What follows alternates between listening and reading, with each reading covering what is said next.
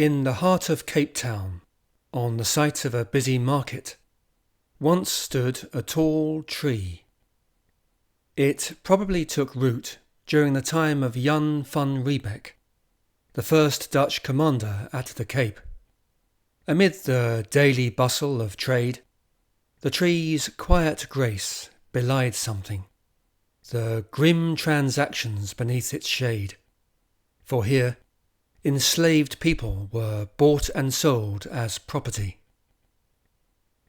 Hello, I'm Dr. Philip, and welcome back to Lost History Files, and to a special mini-series we're calling Lost South Africa Files.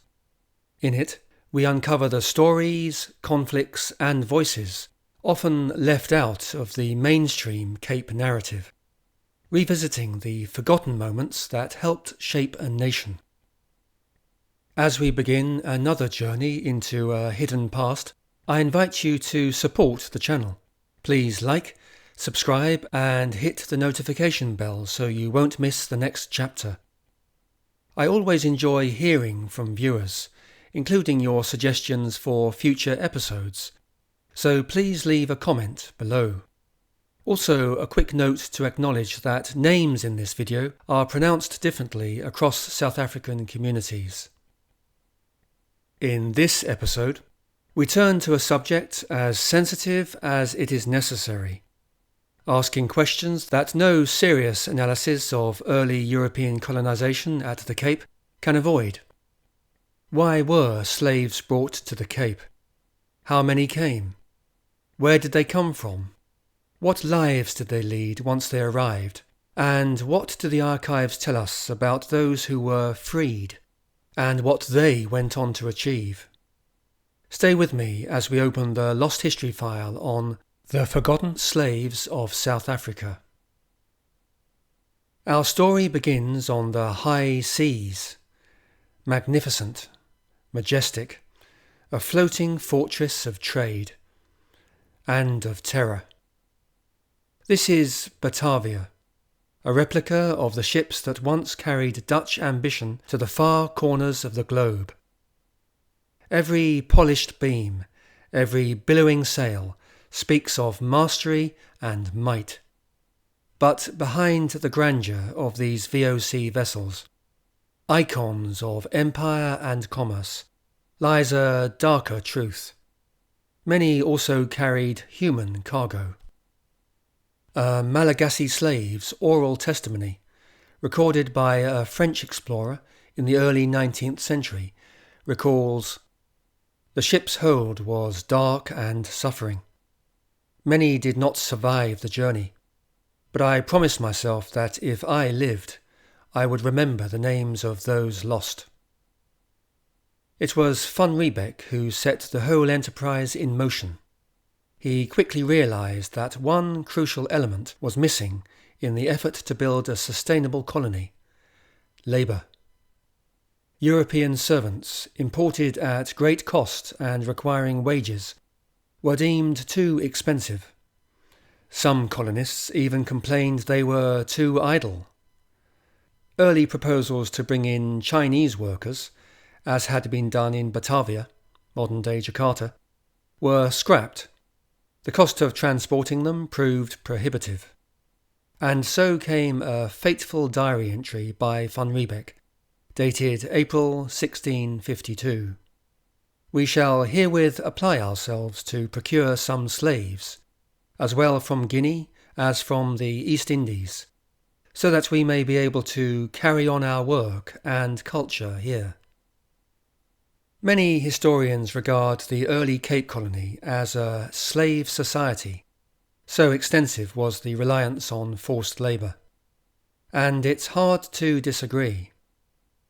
The VOC built its colonial foothold largely on the backs of enslaved people, who worked not only in households and fields, but in building the infrastructure of colonial Cape Town. When Van Riebeck left the Cape in 1662, the colony's population comprised 134 officials of the Dutch East India Company, the VOC, 35 free burghers, 15 women, 22 children, and 180 enslaved people.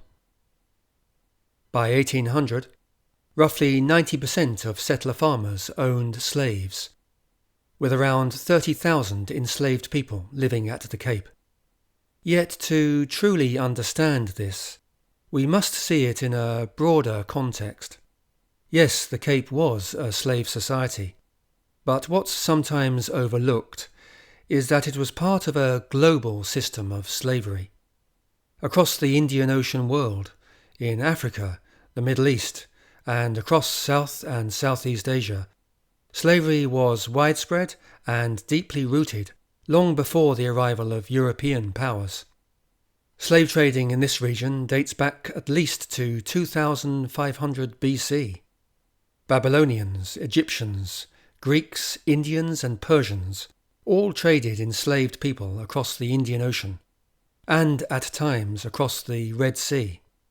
Enslaved Africans were moved across the Sahara and along the Swahili coast into Arabia, Persia and Mughal India, and in many of the very regions where the VOC later sourced slaves for the Cape: Madagascar, Mozambique, India and the Indonesian archipelago. Local elites and trading networks were already deeply involved in systems of slavery and bonded labour. Cities like Istanbul, Cairo and Zanzibar were major hubs in the global slave trade. Between the 16th and 18th centuries, North African Barbary pirates captured and enslaved over 1 million white Christians from coastal Europe. King James I of England received frequent petitions from anguished families pleading for the release of loved ones taken and sold abroad. And within Africa itself, slavery was not a foreign imposition. It was deeply entrenched. Kingdoms such as Dahomey, Oyo, and the East African sultanates relied on enslaved labour for domestic service, ritual sacrifice, and commerce. Captives from inter-African conflicts were routinely sold into both the Atlantic and Indian Ocean slave markets. If we're looking with our modern sensibilities to pass judgment, none of this exonerates the VOC. The Dutch, like other European colonial powers, did not invent slavery, but they eagerly exploited the systems they encountered. At the Cape, enslaved people endured harsh conditions, brutal punishments, and legal subjugation. And yet, as we'll see, some among them, remarkably, found a path not only to freedom, but even to prosperity. Who exactly was enslaved at the Cape? Not the Khoikhoi or Sun. For legal and practical reasons, the VOC employed them as labourers, but not as slaves. Dutch law discouraged the enslavement of indigenous peoples unless captured in a so-called just war, and the VOC was keen to preserve trade relations with the Khoi, particularly for cattle. Moreover, both the Khoi and Sun were highly mobile and resistant to control, making them difficult to confine or coerce into stable, long-term labour. And in a clear division of empire, the Dutch West India Company, the GWC, claimed exclusive control over the trade routes of West Africa, including the immensely profitable Atlantic slave trade. So instead, the VOC turned to the Indian Ocean world for its supply of slaves, importing men, women and children from Bengal, Batavia, Madagascar, Mozambique and Angola. These regions, incidentally, are the origins of many of the earliest Asian settlers at the Cape. Not to be confused with the Indian community in KwaZulu-Natal, which traces its roots to the 19th century, when the British brought indentured labourers from India to work on sugar plantations. South Africa's Cape-coloured community, meanwhile, emerged from generations of mixing between indigenous Khoisan peoples, enslaved Africans and Asians, and European settlers at the colony. On the 28th of March 1658, the first slave ship arrived at the Cape. It was the Amersfoort, a Dutch vessel that had intercepted a Portuguese slaver en route from Angola to Brazil. From its grim cargo of 500 souls, the Dutch seized 250. Many died during the crossing. Some were sent on to Batavia, and 75, 38 men and 37 women, were brought ashore at Table Bay. 21 men and 22 women were assigned to the company gardens and fields. The remainder were divided among VOC officials, their lives absorbed into the machinery of the colonial frontier. Weeks later, in May, another slave ship, the Harselt, arrived from Grand Popo on the West African coast, part of modern-day Benin, an unusual gift from the GWC. Aboard were 228 newly enslaved people. Van Riebeck described them as exceptionally handsome, sturdy and cheery. 80 were sent on to Batavia. The remainder were auctioned off beneath the slave tree to freeburgers and VOC officials alike. Many would not survive the harsh conditions.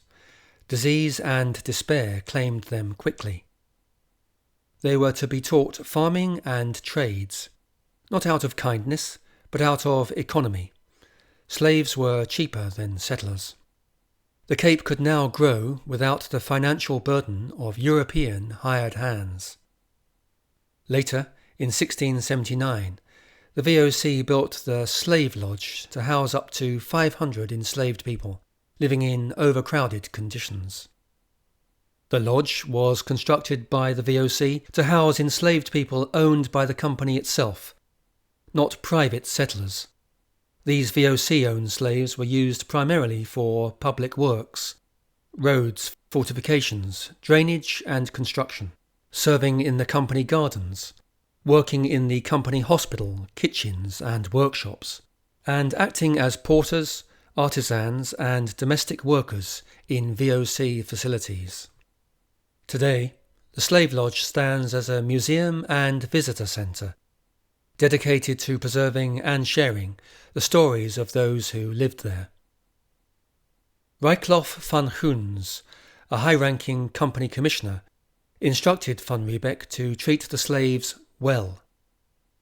In fact, the VOC issued several formal edicts regulating the treatment of slaves, including one in 1731. While these standards were relative and limited, excessive cruelty was officially condemned. Council of Justice records show that some settlers were prosecuted, and in rare cases even sentenced to death for killing slaves.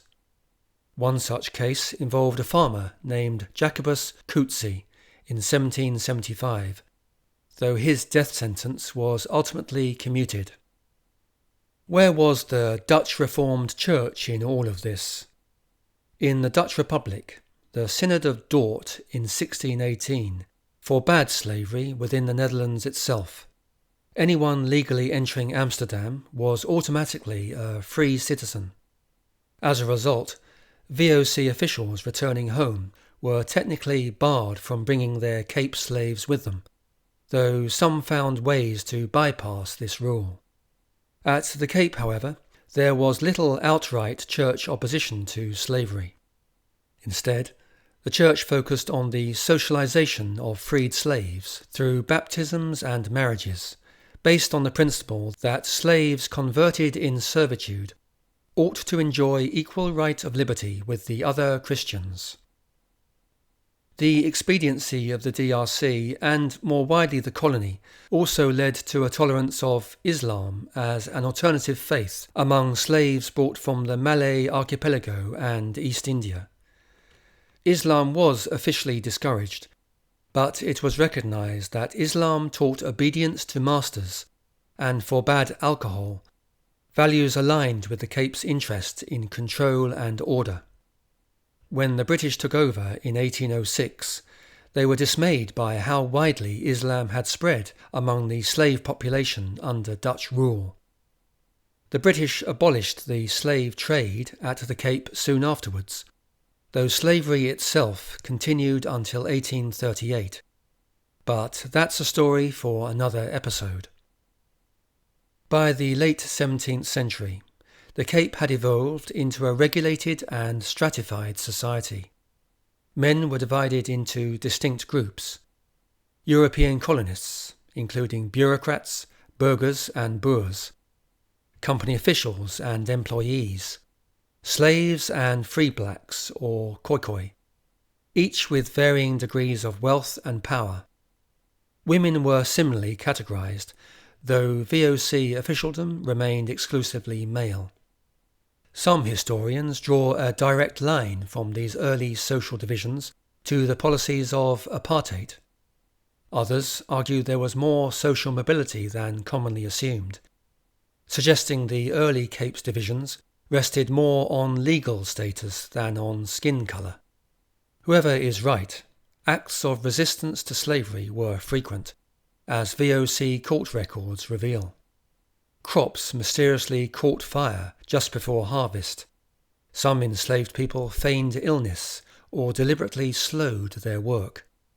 Running away was always an option on the vast open veldt, though soldiers and burghers were regularly sent in pursuit. One frustrated slave owner wrote, "These people still believe they will reach some country where they will be freed, but they may expect nothing else than to be destroyed miserably by hunger, wild animals or hostile natives." And indeed many runaways met such ends. Yet some found sanctuary in the caves of Table Mountain, surviving with help from local coastal communities who provided fish and other means of support. But the most famous episode of resistance was a mutiny at sea. In 1766, the Meermin set sail from Madagascar, carrying a human cargo of enslaved men, women and children destined for the Cape.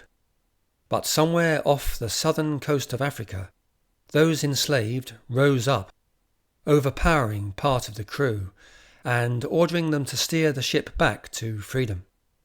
But the Dutch tricked them, feigning to turn around, but instead quietly sailing towards the Cape.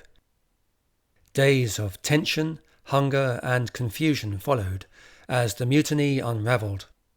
The crew threw bottles into the sea in advance, bearing news of the mutiny, so that when the Meermin finally ran aground near Strathspey, soldiers swarmed the beach. The surviving Malagasy were recaptured and shackled once more. Their bid for freedom had ended in shipwreck and silence. Today, the story of the Meermin lingers as one of South Africa's most haunting maritime rebellions. In its aftermath, VOC officials were so impressed by the testimony of the rebels' leader, Massavanna, that they commuted his death sentence. In the remainder of this episode, drawing from VOC records, let's give names, voices and stories to more enslaved individuals like Massavanna, who are perhaps too often reduced to numbers. Katerina Antonis van Bengala is one of the most remarkable figures from the earliest years of the Cape Colony. She holds a unique place in South African history as the first known slave to be freed at the Cape, and as the first person of colour to marry a European settler. Katerina was among a handful of slaves already at the Cape even before the Amersfoort cast anchor in Table Bay. Few enslaved people kept their original names. Many were given new ones, months of the year, or classical and biblical names. Because many names were reused, toponyms were often added to indicate a person's place of origin. In Katerina's case, Bengal. The VOC slave registers list many individuals bearing the name Van Bengala. She was freed, made a Vrije Swartin, a free woman of colour, in April 1656, by her owner Dirk Sarserius of Batavia, so that she could marry a Dutchman, Jan Wouters. Soon afterwards, she was granted permission to marry, and on Sunday, May the 21st, 1656, she and Jan were married inside the Castle of Good Hope. It was a moment of quiet historical significance, the first documented mixed marriage at the Cape, and in fact the earliest marriage of any kind recorded in the colony. Van Riebeck's journal marked the occasion, noting that the assistant Jan Wouters was married to the honourable young maiden Catharina Antonis from Salagon in Bengal, formerly a slave girl. She was now a Christian, baptism being at this time a necessary gateway into settler society, and as the wife of a VOC official, Catharina was welcomed into the small circle of the Cape elite. She dined at Van Riebeck's table in her husband's absence, and was treated with the same respect as the 6 other white settler wives. Her skin colour, it seems, was no barrier once she had married and converted. But life soon took a harsher turn. By 1657, her husband had begun drinking heavily, and was accused of speaking ill of Van Riebeck and his wife. Punishment was swift and severe. Wouters was stripped of his rank, made to beg for forgiveness, and sentenced to exile on Robben Island. Catharina, heavily pregnant at the time, inspired enough sympathy that some of the penalties were dropped. Nevertheless, she soon found herself living in bleak isolation on Robben Island, raising her child among exiles, slaves, and windswept sheep. By 1658, Van Riebeck lost patience with Wouters' behaviour and ordered the family deported to India. And so Catharina, the first freed slave, the first to marry a European settler, vanished from the Cape records, her trail ending not with glory, but with quiet exile. Aboard the Amersfoort, the first slave ship to dock at the Cape, was Angela van Bengala. Angela, later affectionately known as My Anciella, became one of the most prominent early enslaved women at the Cape. Like Catharina, her journey began far away, in the lush and distant Ganges Delta of Bengal, where she and her companion Domingo, along with 3 children, were likely captured by slave raiders. Transported first to Batavia, they were purchased by VOC commander Peter Kemp to serve as his personal household servants. The story of Domingo is murky. Some historians believe he was Angela's husband and father of her children. Others argue he may not have been a man at all, but rather a woman, perhaps another enslaved companion. The Cape records offer little clarity. What is clear is that Angela and her family were sold again, this time to Jan van Riebeck and his wife Maria, as domestic slaves. When van Riebeck left the Cape in 1662, he sold Angela to Abraham Garbemer, a VOC official, and when Garbemer prepared to return to the Netherlands in 1666, he freed her. Angela was manumitted, liberated from bondage. 2 years later, in 1668, she was baptized as a Christian, completing her formal transition into settler society. In 1669, she married Arnoldus Barson, a Dutch freeburger and man of property. Over the next 2 decades, the couple had 6 children and began building a life together in the expanding settlement. When Arnoldus died in 1689, Angela became a widow, but not a destitute one. He left her 6,500 guilders and a substantial plot of land on Herengracht, today's Adderley Street. As a former enslaved woman and now landowner, she became the first woman at the Cape to hold land in her own name. Angela was more than a symbol of survival. She was a force of nature. Over the years, she doubled her inherited wealth, expanded her holdings to include a small farm, and lived well into her 70s. Her life, however, was not without sorrow. Her son-in-law, Olaf Berch, was imprisoned. One of her sons, Jan van Aars, was executed for violent crimes. Another son, Jan Barson, caused scandal with a widow, resulting in an illegitimate grandson who was later banished from the Cape. Yet another grandson was sent to Robben Island. Still, Angela endured. She died in 1720, not as the enslaved girl from Bengal, but as a respected matriarch, wealthy, independent, and deeply woven into the fabric of Cape society.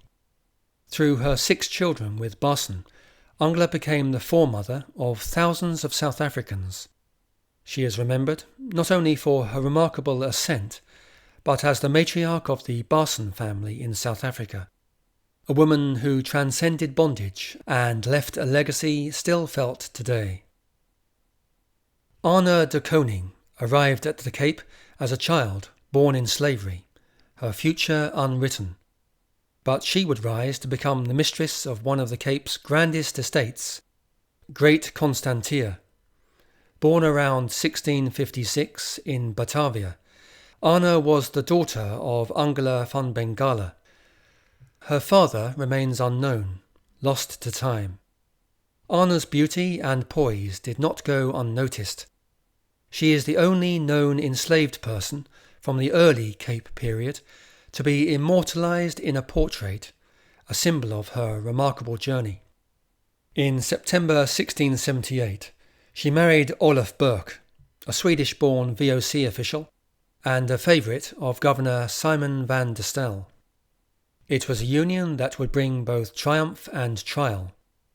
Berch rose quickly through the ranks, celebrated for his loyalty and skill. With it came wealth.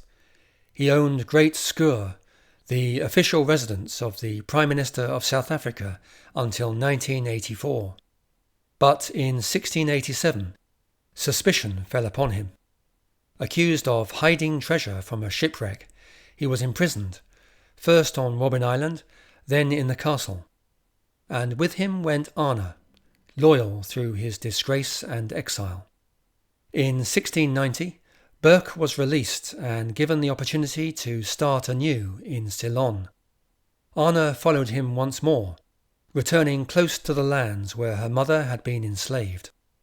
They came back to the Cape in 1695. Berch, now restored to respect, purchased Great Constantia in 1712, the grand estate formed from the division of Governor van der Stel's lands. There, Anna became its mistress, a former enslaved woman, now at the heart of Cape high society. Together, Anna and Olaf had 12 children. Their lineage spread wide, their legacy still felt today. Berch died in 1724, but Anna lived on, adorned in jewels, respected and wealthy, choosing never to remarry. She died in 1734, a widow, landowner and matriarch.